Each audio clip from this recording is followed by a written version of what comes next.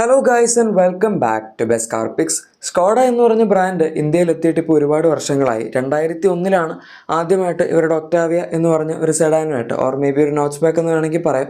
അതാണ് പ്രോപ്പറായിട്ട് ആ വാഹനത്തിൻ്റെ ഡിസൈൻ സ്റ്റാൻഡേർഡ്സ് വരുന്നത്. എനിവേ ആ വാഹനമായിട്ടാണ് സ്കോഡ ആദ്യമായിട്ട് ഇന്ത്യയിലേക്ക് വരുന്നത്. ഇപ്പോൾ ഒരുപാട് വർഷമായി, കറക്റ്റായിട്ട് എടുത്ത് നോക്കാനാണെങ്കിൽ 24 വർഷത്തിന് മുകളിലായി എന്ന് തന്നെ പറയാം.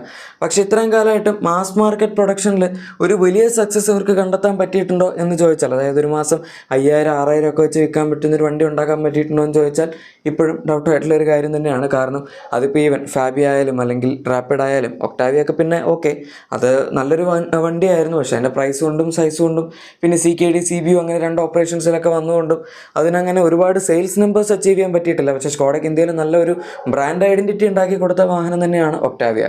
പക്ഷേ എന്നാൽ അത് കഴിഞ്ഞ് 2021 ഇവർ കുഷാക്ക് ഇറക്കുന്ന സമയത്ത് ശരിക്കും സ്കോഡ ഉദ്ദേശിച്ച ഒരു മാസ് മാർക്കറ്റ് പ്രൊഡക്ഷൻ വാഹനം എന്നുള്ള രീതിയിൽ തന്നെയായിരുന്നു. അതുകൊണ്ടാണ് 2.0 പ്രൊജക്ടിന് അണ്ടറിലൊക്കെ ഇവർ വാഹനങ്ങൾ ഇറക്കിയത്. പക്ഷേ പ്രശ്നം എന്താണെന്ന് വെച്ചാൽ അവിടെയും അത്രയും വലിയൊരു സക്സസ് അവർക്ക് ലഭിച്ചില്ല എന്നുള്ളതാണ്. ഇതിൻ്റെ തന്നെ സെഡാൻ കൗണ്ടർ പാർട്സിന് പിന്നെയും വലിയ കുഴപ്പമില്ലാത്ത സക്സസ് കിട്ടിയായിരുന്നു, അപ്പോൾ സ്ലാവിയ അല്ലെങ്കിൽ വെർട്ടസിൻ്റെ പേരിലൊക്കെ നമ്മൾ നോക്കുന്ന സമയത്ത്. പക്ഷേ അതൊക്കെ ആണെങ്കിലും ഒരു ഇത്തിരി നീഷ് പ്രോഡക്ട്സ് ആണ്. 1500 to 2000 ഇടയിലാണ് അതിന് സെയിൽ കിട്ടാറുള്ളത്. പൊതുവേ സെഡാൻസിൻ്റെ സെഗ്മെൻ്റ് ഒക്കെ ഇപ്പോൾ ഒരു C സെഗ്മെൻറ്റ് സെഡാൻ കാറ്റഗറി എടുക്കുമ്പം അത്രയൊക്കെ സെയിൽ കിട്ടാറുള്ളൂ. മാക്സിമം സെയിൽ കിട്ടാറുള്ളത് നമ്മുടെ വെർട്ടസിനാണ്. അത് തന്നെ 1700 1800 ആ ഒരു റേഞ്ചിൽ ടോപ്പ് ഔട്ട് ചെയ്യും. അതുകൊണ്ട് സെയിൽസ് നമ്പേഴ്സ് കൊണ്ടുവരിക എന്നുള്ള രീതിയിൽ നോക്കിക്കഴിഞ്ഞാൽ പിന്നെയും അവർക്ക് ബുദ്ധിമുട്ടായി തുടങ്ങി. ആ സമയത്താണ് ഇവരുടെ ഈ സബ് 4 മീറ്റർ SUV എന്നുള്ളൊരു കോൺസെപ്റ്റ് വരുന്നത്. ശരിക്കും MQB Acer പ്ലാറ്റ്ഫോമിൽ ഇവർ ആകെപ്പാട് 4 വാഹനങ്ങളെ ഉദ്ദേശിച്ചിട്ടുണ്ടായിരുന്നുള്ളൂ. അത് 2.0 സ്ട്രാറ്റജി രണ്ടറിൽ വന്ന വാഹനങ്ങളാണല്ലോ. അതിനുശേഷം ഇവരുടെ ഇന്ത്യ 2.5 എന്ന് പറഞ്ഞ സ്ട്രാറ്റജി രണ്ടറിലാണ് കൈലാക്ക് എന്ന് പറഞ്ഞ സബ് 4 മീറ്റർ വാഹനത്തെ പറ്റി ഇവർ ആലോചിക്കുന്നത്. കഴിഞ്ഞ വർഷം തന്നെ സ്കോഡ അനൗൺസ് ചെയ്തൊരു വണ്ടിയായിരുന്നു ഇത്. പക്ഷേ ഈ വർഷമാണ് ലോഞ്ച് ചെയ്തത് എന്ന് മാത്രം. ശരിക്കും ഈ വർഷം സ്റ്റാർട്ടിങ്ങിൽ തന്നെ ഇവർ ഇതിൻ്റെ ഒരുപാട് കാര്യങ്ങൾ അൺവെയിൽ ചെയ്തായിരുന്നു. വണ്ടി അൺവെയിൽ ചെയ്തു, പ്രൈസിങ് ഒക്കെയാണ് ഈ അടുത്ത് വന്നത്. പിന്നെ ഡെലിവറിയും തുടങ്ങിയിട്ട് 2 മാസത്തിനടുത്തൊക്കെ ആയിട്ടുള്ളൂ. ഇനി ഇത്തരമൊക്കെ കഷ്ടപ്പെട്ട് വണ്ടികൾ ഇറക്കിയിട്ട് ഇവർ ഉദ്ദേശിച്ച അത്രയും സെയിൽസിൻ്റെ സക്സസ് കിട്ടിയോ എന്നുള്ളത് നമുക്ക് നോക്കാം. അതധികം വൈകാതെ തന്നെ നമ്മൾ കമ്പയർ ചെയ്യുന്നുണ്ട്. പക്ഷേ പ്രശ്നം എന്താണെന്ന് വെച്ചാൽ കാനിബലൈസേഷൻ നടന്നു എന്നുള്ളതാണ്. എന്ന് വെച്ചാൽ സ്വന്തം കമ്പനിയിൽ അവരിറക്കുന്ന വാഹനങ്ങൾ കൊണ്ട് തന്നെ അവരുടെ മറ്റുള്ള പ്രൊഡക്ട്സിനെ എഫക്റ്റ് ചെയ്യുക എന്നുള്ളത്. കൈലാക്ക് ഇറക്കിയ സമയത്ത് ഏറ്റവും വലിയൊരു അടി കിട്ടിയത് നമ്മുടെ കുഷാക്കിനായിരുന്നു. കാരണം ആൾക്കാർ കുഷാക്ക് വാങ്ങുന്നത് നിർത്തിയിട്ട് ഇപ്പോൾ കൈലാക്കാണ് വാങ്ങിക്കൊണ്ടിരിക്കുന്നത്. സംഭവമൊക്കെ ശരിയാണ്, കുറച്ചും കൂടെ അപ്പർ സെഗ്മെൻറ്റിൽ വരുന്ന വാഹനമാണ്. പക്ഷേ ഒരു പരിധി വരെ നോക്കിക്കഴിഞ്ഞാൽ കുഷാക്കിൽ കിട്ടുന്ന എല്ലാ സാധനങ്ങളും കൈലാക്ക് കിട്ടുന്നുണ്ട്. മാത്രമല്ല കുഷാക്കിൻ്റെ 1 ലിറ്റർ മോഡലാണ് ആൾക്കാർ ഏറ്റവും കൂടുതൽ വാങ്ങാറുള്ളത്. 1.5 വളരെ കുറവേ വാങ്ങാറുള്ളൂ. അതുകൊണ്ട് തന്നെ കൈലാക്കിൽ 1.5 അവർ കൊടുത്തില്ല എന്നുള്ളതും ഒരു പരിധി വരെ നോക്കുമ്പം വലിയൊരു പ്രശ്നമല്ല. അതുകൊണ്ട് നമ്മളിനി കമ്പയർ ചെയ്യാൻ പോകുന്നത് കുഷാക്കിൻ്റെയും കൈലാക്കിൻ്റെയും മന്ത്ലി സെയിൽസ് ആണ്. ഓരോ മാസത്തെയും സെയിൽസ് ഫിഗർ വെച്ച് നമ്മൾ കമ്പയർ ചെയ്യുന്നുണ്ട്. കുഷാക്കിൻ്റെ കുറച്ച് മാസം, ഒരു 3 മാസം കൈലാക്ക് ഇറങ്ങുന്നതിന് മുന്നേ തൊട്ടുള്ള സെയിൽസ് ഫിഗറും അതുപോലെ കൈലാക്ക് ഇറങ്ങിയപ്പോൾ തൊട്ടുള്ള സെയിൽസ് ഫിഗറൊക്കെ നമ്മൾ നോക്കുന്നുണ്ട്. ആദ്യം തന്നെ കുഷാക്കിൻ്റെ 2024 ഒക്ടോബർ നവംബർ ഡിസംബർ തുടങ്ങിയ സെയിൽസ് നമുക്ക് നോക്കാം. അതിൽ സ്റ്റാർട്ടിങ് ഒക്ടോബർ മാസത്തിൽ 2213 വാഹനങ്ങളുടെ സെയിൽസ് കിട്ടിയിട്ടുണ്ട്. നവംബർ മാസത്തിൽ 1524 വാഹനങ്ങളുടെ സെയിലും ഡിസംബർ 2024 2465 വാഹനങ്ങളുടെ സെയിലുമാണ് കുഷാക്കിന് കിട്ടിയിരിക്കുന്നത്. ഇയറിൻ്റെ ആയപ്പോഴേക്ക് അത്യാവശ്യം നല്ല ഡിസ്കൗണ്ടൊക്കെ ഉണ്ടായിരുന്നു. അതുകൊണ്ടായിരിക്കാം ചിലപ്പോൾ സെയിൽ കുറച്ച് കൂടിയത്. ഇനി അത് കഴിഞ്ഞ് 2025 കൈലാക്കിൻ്റെ പ്രൊഡക്ഷൻ അവർ സ്റ്റാർട്ട് ചെയ്ത സമയം തൊട്ട് നോക്കാനാണെങ്കിൽ കുഷാക്കിന് ഡിമാൻഡ് പതുക്കെ കുറയാൻ തുടങ്ങി.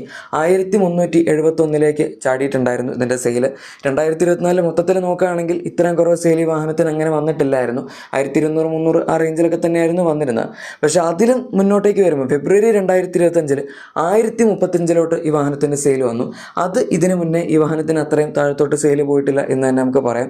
അതിനുശേഷം മാർച്ച് 2025, അതായത് കഴിഞ്ഞ മാസത്തെ സെയിൽ നോക്കുമ്പം 897 അത് പോയിട്ടുണ്ട്. അതായത് 1000 താഴേക്ക് നമ്മുടെ കുഷാക്കിൻ്റെ സെയിൽ പോയതായിട്ട് കാണാം.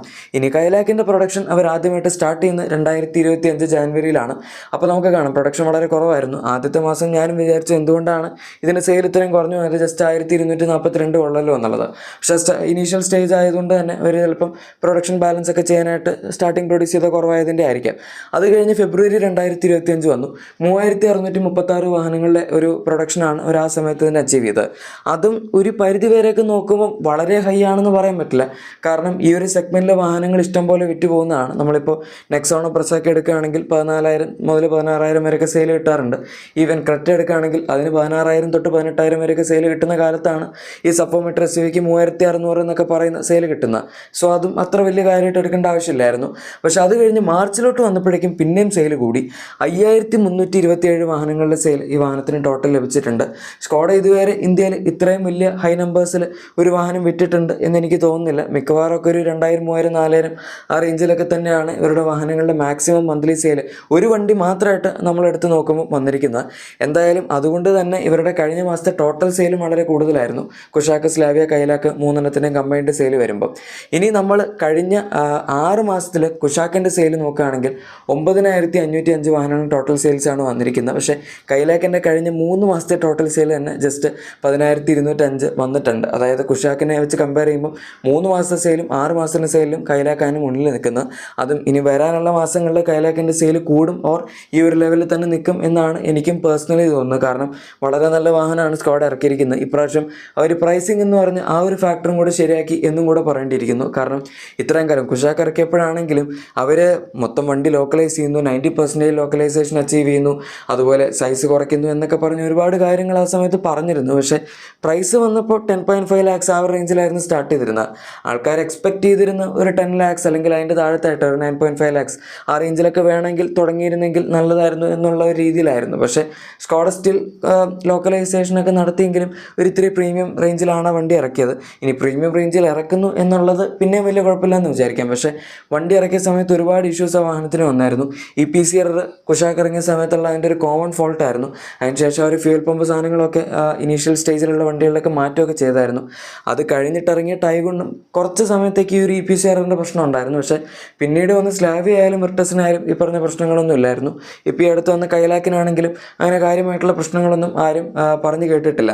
ഇനിയിപ്പോൾ സ്കോഡയുടെ ഈ ഒരു സക്സസ് കണ്ടിട്ട് ഇനീഷ്യലി 2.5 പ്ലാൻ ക്യാൻസൽ ചെയ്ത് നിന്നിരുന്ന നമ്മുടെ ഫോക്സ് വാഗനും സബ്ഫോർമേറ്റർ SUV ഉണ്ടാക്കാൻ പോവുകയാണ് എന്ന് പറഞ്ഞിട്ടുണ്ട്. അവരതിൻ്റെ പരിപാടി തുടങ്ങിയിട്ടേ ഉള്ളൂ. അതുകൊണ്ട് തന്നെ ഒരു വർഷത്തിനടുത്ത് ഇനി എടുക്കുമായിരിക്കും. കാരണം അവർ ഇനീഷ്യലി തുടങ്ങിയിരുന്നെങ്കിൽ ഏകദേശം ഒരു 2-3 മാസത്തിൻ്റെ ഗ്യാപ്പിൽ തന്നെ 2 വാഹനങ്ങൾ ഇറങ്ങിയേനെ. പക്ഷേ അവർ ഇപ്പോഴാണ് ഇനിയിപ്പം ഫോക്സ് വാഗൻ സബ്ഫോർമേറ്റർ SUV ഡിസൈനൊക്കെ ചെയ്യാൻ പോകുന്നത്. കാരണം ഡിസൈൻ നമുക്കറിയാം എപ്പോഴും ഇപ്പോൾ കുഷാക്ക് ടൈഗൺ എടുക്കുകയാണെങ്കിൽ ഡിസൈൻ വൈസ് അത്യാവശ്യം വ്യത്യാസമുണ്ട്, സ്ലാവിയ വിർട്ടസിലും അത്യാവശ്യം വ്യത്യാസമുണ്ട്. അതുപോലെ തന്നെ കൈലാക്കിലും ഫോക്സ് വാഗൻ്റെ സബ്ഫോർമേറ്റർ SUVയിലും ഡിസൈൻ വൈസ് അത്യാവശ്യം വ്യത്യാസം ഉണ്ടാകും. അതുകൊണ്ടാണ് ഇനിയിപ്പോൾ ആ വണ്ടി വരാൻ കുറച്ചുകൂടെ ടൈം എടുക്കുന്നത്. ഈ ഒരു സക്സസ് കണ്ടിട്ടാണ് ഫോക്സ് വാഗൻ അതിലോട്ട് പോയിരിക്കുന്നത്.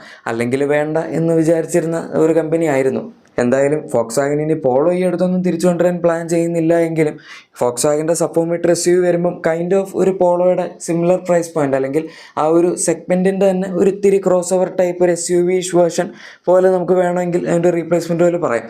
പ്രോപ്പർ റീപ്ലേസ്മെൻ്റ് അല്ല, ബട്ട് സ്റ്റിൽ SUV പോലെ ആണെങ്കിലും ആ ഒരു റീപ്ലേസ്മെൻറ്റ് സെയിം എഞ്ചിനൊക്കെ വെച്ച് നമുക്ക് കുറച്ചുകൂടി ബെറ്റർ പ്ലാറ്റ്ഫോമിൽ കിട്ടുന്നുണ്ടല്ലോ, അതും ലേറ്റസ്റ്റ് ടെക്നോളജി ആയിട്ട്.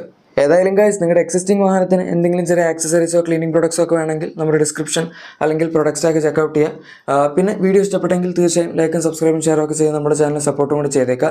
Thank you for watching my video and good bye.